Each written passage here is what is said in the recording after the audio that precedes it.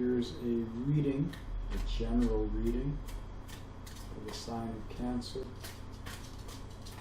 And this is for the Leo New Moon on the 16th of August, 2023.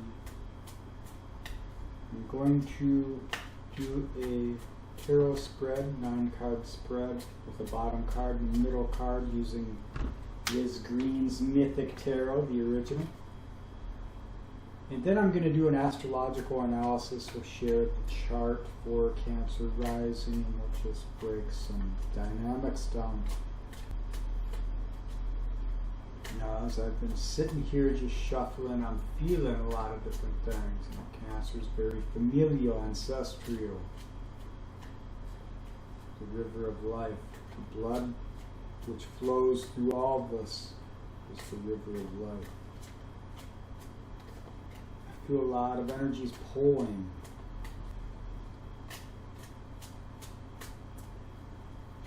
Expectations, things like this, obligations, oaths, bindings.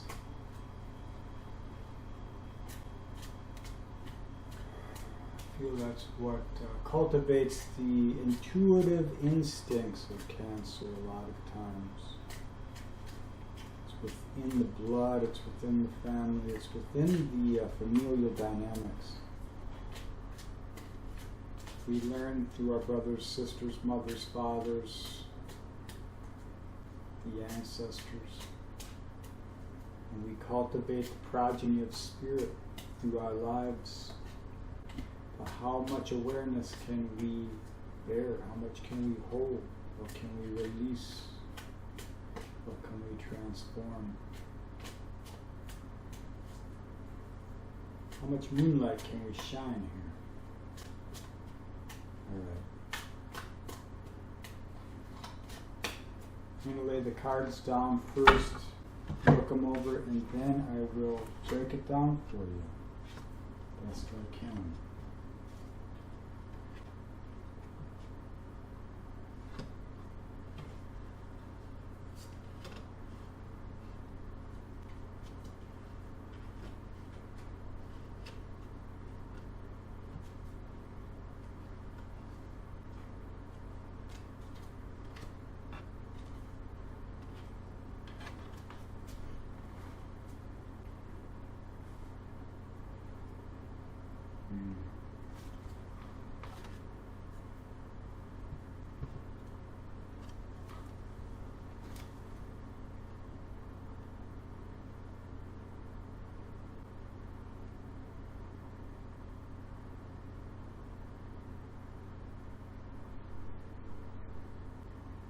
Emotional contentment found in the balance of healing allows us to reciprocate balance without inform in our attention, in our time, in our energy. Hopefully you could hear all that.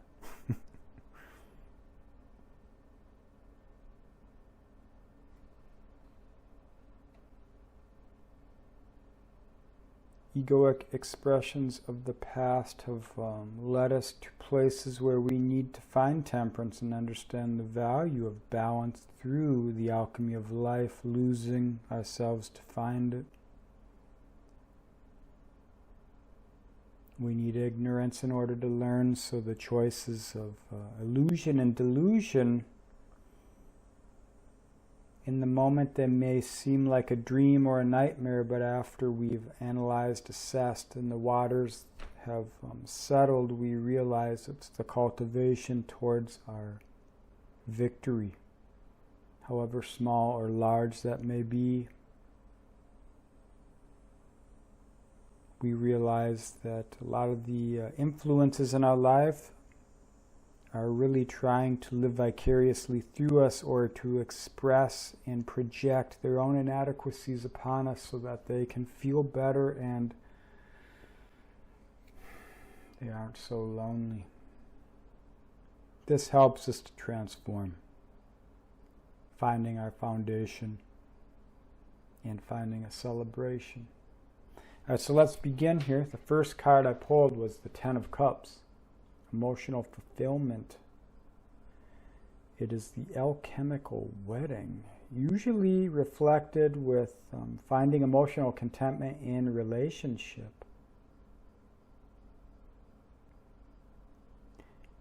But as all relationships show us, it's the cultivation of the relationship to the self that we are growing through in these connections. And when we have good relationship with the self, we reciprocate that, and we find that in the world, and we resonate with others who reciprocate that. So we're starting off, either this is a hope, a dream, or a realization. Usually they're all three. It's only analysis in time, space, which gives us the expression that we settle on.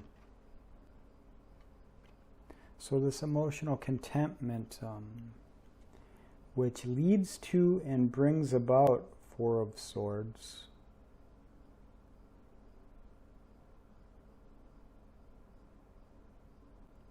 But as we know, with all polarities, with all circuits, all cycles, you can go backwards or forwards. So Four of Swords, healing the heart, healing the injuries of the past through allowing awareness to settle so that epiphanies and realizations can come, is a good part of the process. Now it's a barren field. The mountains, the peaks and valleys are behind you. Sure, there's still some dreams left. The illusions and the delusions which we can help to bring us forward. To bring the rain that can purify the land and bring about new growth. Next we have the Six of Pentacles here. So we got this kingly presence sitting in the chair. We got this beggar here on their knees, hoping for balance, hoping for reciprocity, hoping for some of the cultivation, some of the bounty of this king's efforts.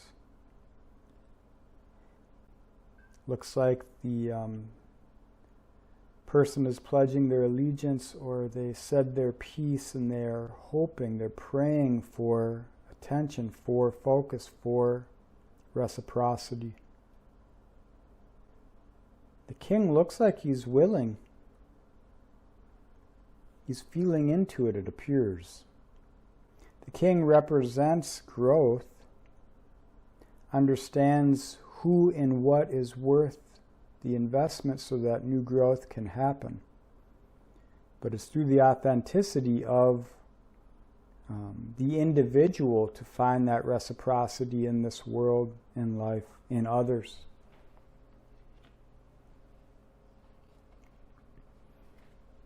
It's hard sometimes, we've got to put on the front, we've got to hold the power, we've got to play the game in a way which allows the power to flow in our favor rather than against us sometimes. So the Emperor is a combination of all the kings. You could see the eagle here on the shoulder, the vision, holding the world on the left and the lightning bolts on the right, the power to create and destroy. And if you think about it, you're the one who has that power in your own life always, no matter how bad things get or how good.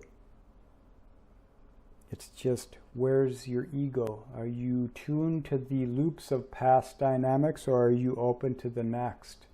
Is your vision looking off to the future, to the potential? Or are you content with the hubris of your kingdom, holding it in your hand firmly? Cancer is a dynamic energy. It's about the living dynamic. Stagnant waters breed no life, only death. And so through wearing the robe of the Emperor, to walking that path, embodying that energy, we can find the need and the actual value of temperance. Being able to alchemize your experiences into new growth. Sometimes when we find contentment, we forget that we are dynamic beings and we settle into these statics and we allow the kingdom to create itself around us.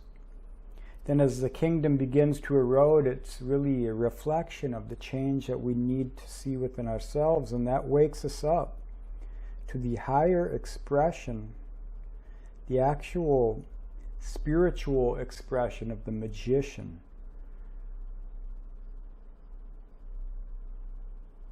Through the instruction of the Hierophant here. But this is temperance. This is the alchemy of life. Bringing the emotions and the passions into flower, into full bloom.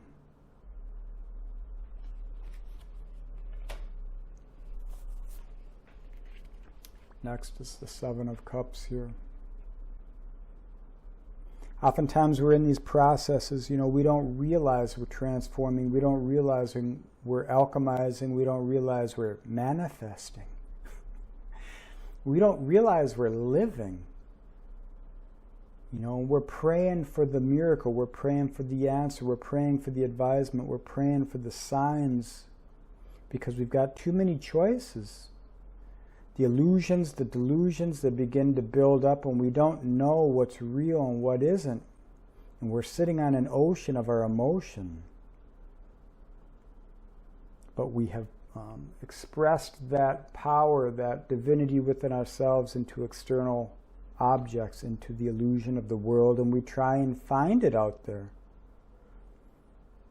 And that's natural, that's part of the process. Sometimes you know, sometimes you don't. But we can only grow and learn through ignorance, so this is a natural expression. Finding the emotional balance which settles the self, that's where you choose, that's how you move in this world.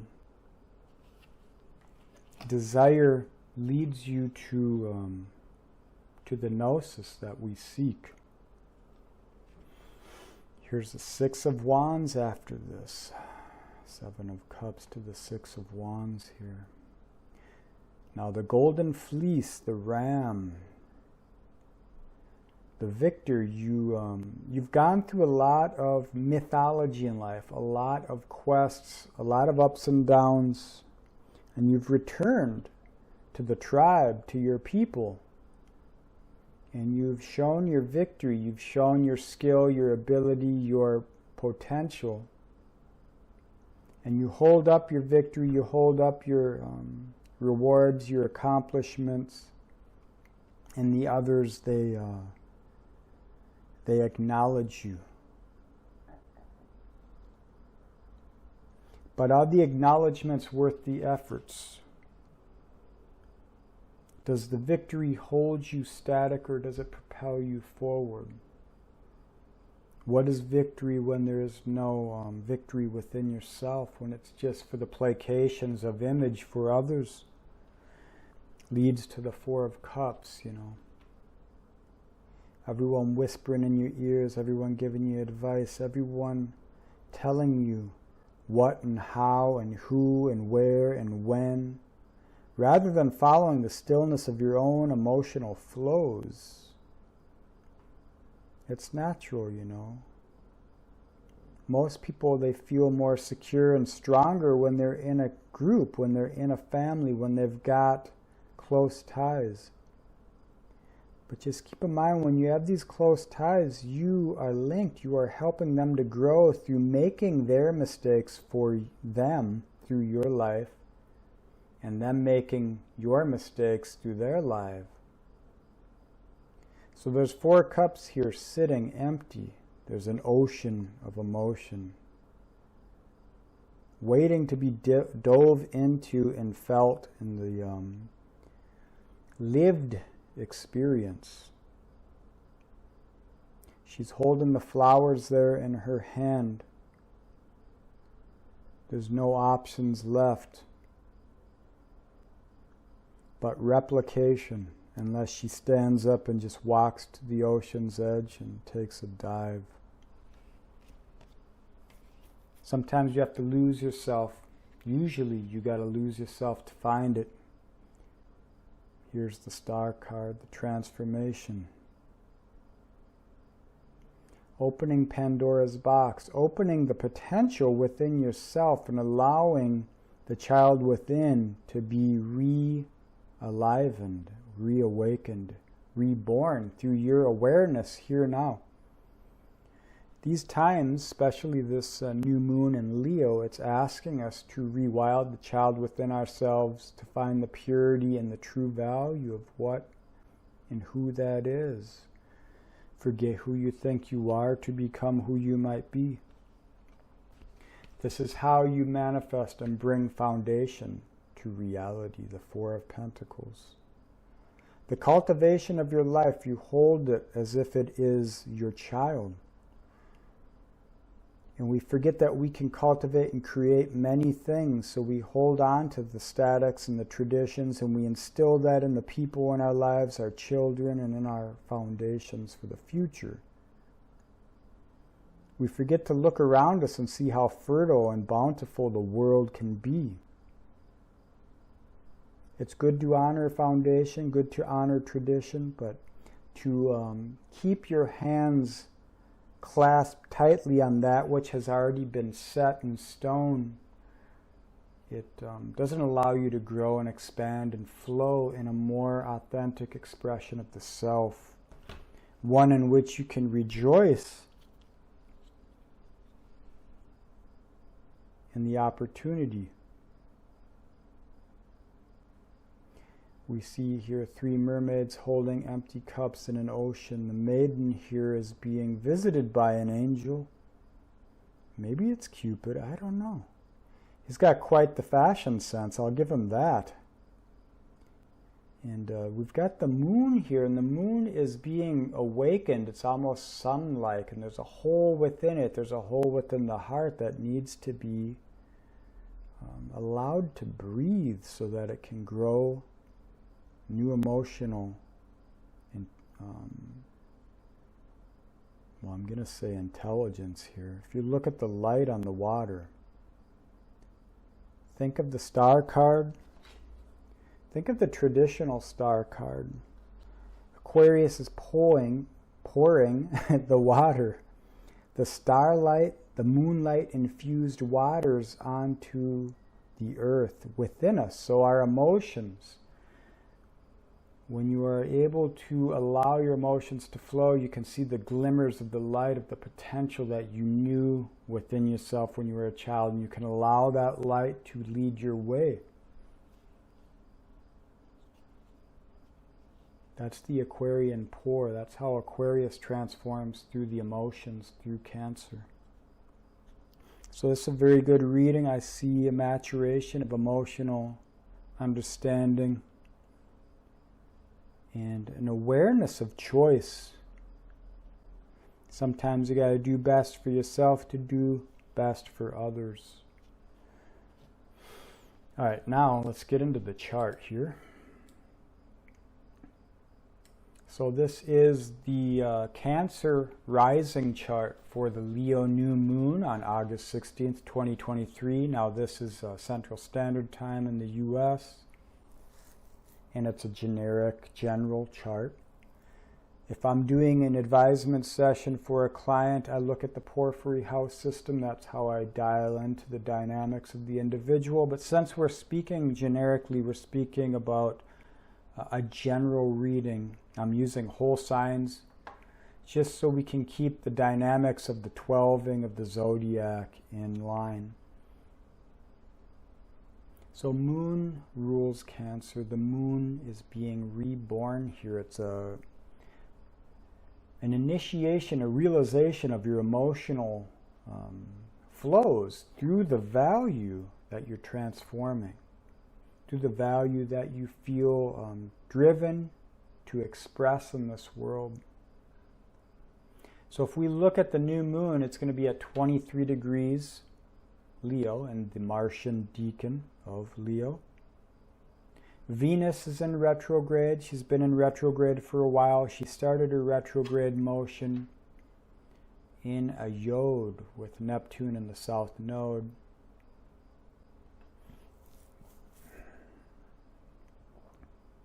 So what is Venus? Sense of love. How we love ourselves, how we love another, what we compromise for love, for comfort, for the symmetry, the balance, the melodies of life. How do we find and cultivate the balance through assessed value? Many times in life we're told one thing, we're programmed certain ways, and then we build our values based around these stories.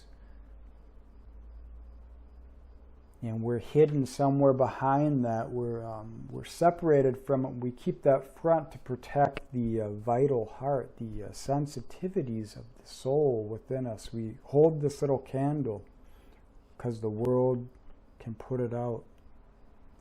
So Venus retrograde in this stellium, she's in a new or a balsamic phase conjunction to the new moon. So it's a culmination of the Venusian energies within you, and once she goes direct, that's the beginning of a new Venus cycle. So what is the true value of your expression? How do you nurture yourself? How do you honor yourself by bringing the potential forward into this world to reciprocate that with others, with a more streamlined, balanced, equitable flow in life for you? We've got Black Moon Lilith here in a new phase conjunction to this new moon, and that's the repression of the feminine within us, the anima. It is what we could not show because it was too vulnerable, too raw, it's too foreign to other people. It's very personal to us. So it's a reconciliation with those aspects of ourselves we have held down. And what is the value in it? How did it create your spirit? How did it make you strong? How did your strengths make you weak? And then rebalancing and moving forward through an awareness that you are cultivating yourself always and your spirit is growing. Now we've got this trine to the north node in Aries, sextiling the south node in Libra. So we are calibrating our vision in this world and our direction in this world in a way which is in more alignment with us, regardless of circumstance or others. If another wants to hold you back because they can't accept growth, because they can't accept your changing, that's their problem. But you will be tested, and the testing is actually just an opportunity for you to express the cultivation of your spirit. We need tension to bring form to life. And that's that sextile here. So maybe your family, maybe the heritage, maybe the ancestors, maybe your culture, your surroundings, your friends are trying to hold you to form for their convenience, for their expectations. And you may have to express your new being by just doing you. By seeking the emperor within rather than the temptations without. Allow others to hold their own shadows and show them the way by standing in your power. That heals the wounded masculine, the yang, the energy of your own authority by doing that. Now we've got this Uranus square exact to the new moon, and it's squaring Black Moon Lilith here. It's also squaring Venus retrograde, and Jupiter here is squaring Venus retrograde. So the mind is expanding as well as our heritage, the cultivation of the heritage of human spirit, and it happens at an individual level. Now Uranus square here, the values we once held are transforming into what we have repressed. We are coming to realization. Uranus is Prometheus. It's a Promethean process. The higher octave of Mercury, the torchbearer, essentially. And we've got Vesta here rising in this chart in your 12th house. So following the fire which feeds and nourishes your spirit, which you know to be the right decision for you, is the way to go, even if it feels like you're making mistakes, even if the world is against you. You need ignorance to grow, and if you aren't growing, you're not living in ignorance, you're living in the contentment of the bored emperor.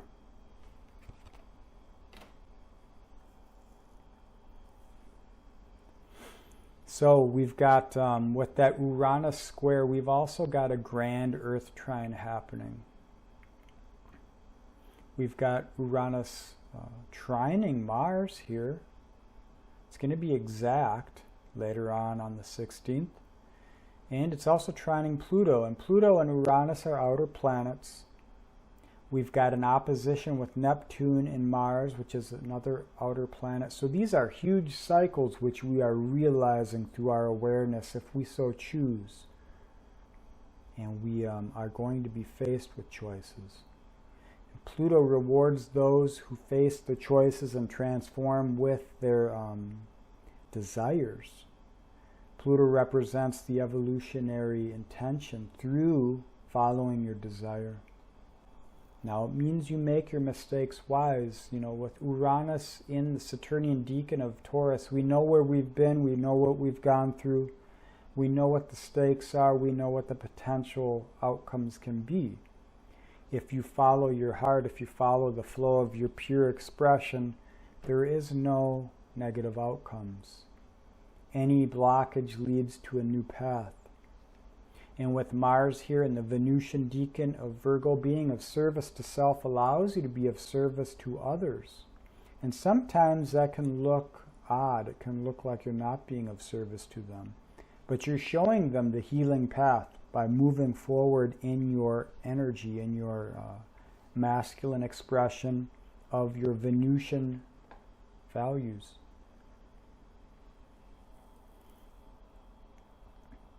So let's talk about Virgo for a moment. Now this new moon is 12th house to Virgo. It's the spirit of Virgo being realized through what you do. And here we've got Pallas Athena coming into a balsamic phase conjunction with Mercury. Pallas Athena is divine wisdom. It's higher intellect. It is where power is understood through perception. And perception is past experience, yourself, and others that you've been in dynamic relations with. It's a realization of how you have thought in this world, what has cultivated you, and how you can honor that but move forward in the most optimal way for yourself. We've got Mercury, Pallas Athena in a balsamic phase conjunction with Mars as well. So we are culminating all of our past experiences. All the awareness we've held down is coming to the light, and we can bring it into this awareness through moving forward with that which feeds and nourishes our passion. And it's going to be, part of it is which illusions and which delusions are you willing to honor. The world, others give us all these illusions and they tell us we're crazy. We don't, they want us to be normal. They don't want us to be eccentric. They don't want us to stand in our power, because then it means that they too have to do the same if they want to be in connection with you, because they won't be able to handle it otherwise. And really, you're doing them a big favor. You are doing them an honor by standing in that power. So you are transforming the ancestors, you're transforming yourself, you are moving in a direction which is more in alignment with the healing of the self and the psyche, the wounded mind. Now in these times, we've got Juno opposing Pluto, and you're transforming your relationships through honoring the alchemical wedding of your process. And you will reciprocate that with the world around you and the people that come into your life. You know, we've got Neptune and Saturn. Saturn, disillusionment of old beliefs, which has held the spirit in a form which no longer functions in this world. Neptune is bringing in new spirit through the awareness, and that spirit is feeding the fire that Prometheus carries, you know. That's these 6 wands back here, you know. There's a purity within yourself. The victory is within yourself, and you bring that out to the world around you. And then people truly can celebrate you and not just what you accomplish or the image you project.